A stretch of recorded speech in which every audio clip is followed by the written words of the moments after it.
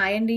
ఈరోజు video special కొబ్బరి పచ్చడి. ఇది మంచి రుచితోని ఎలా చేసుకోవాలో ఇప్పుడు వీడియోలో చూసేద్దాం. ముందుగా దీనికోసం కొబ్బరి తీసుకోవాలి. నేను ఒక కాయ మొత్తం తీసుకున్నాను. ఈ పచ్చడికి కొబ్బరికాయ ఎంత ముద్దర కొబ్బరికాయ అయితే పచ్చడి అంత రుచిగా ఉంటుందండి.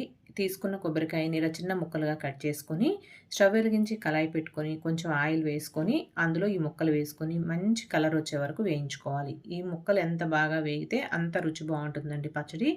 హై ఫ్లేమ్ పెట్టుకొని స్పీడ్‌గా వేయించకుండా మీడియం ఫ్లేమ్ పెట్టుకొని దగ్గరుండి కలుపుకుంటూ మంచి కలర్ వచ్చే వరకు వేయించుకోవాలి.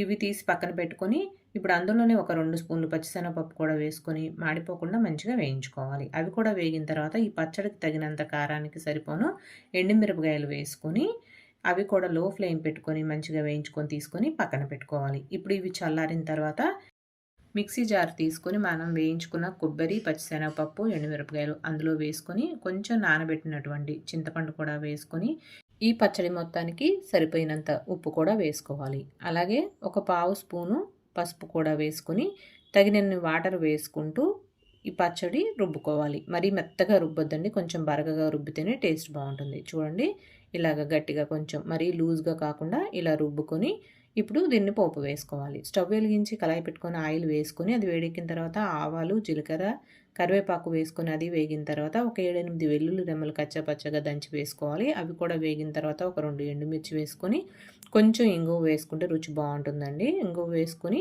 ఇప్పుడు మనం రుబ్బి పెట్టుకున్నటువంటి పచ్చడిని ఇందులో వేసుకొని ఒక్క నిమిషం పాటు కలుపుకోవాలి. అంతే, స్టవ్ ఆఫ్ చేసేసుకుంటే ఎంతో రుచికరమైన కొబ్బరి పచ్చడి రెడీ అండి.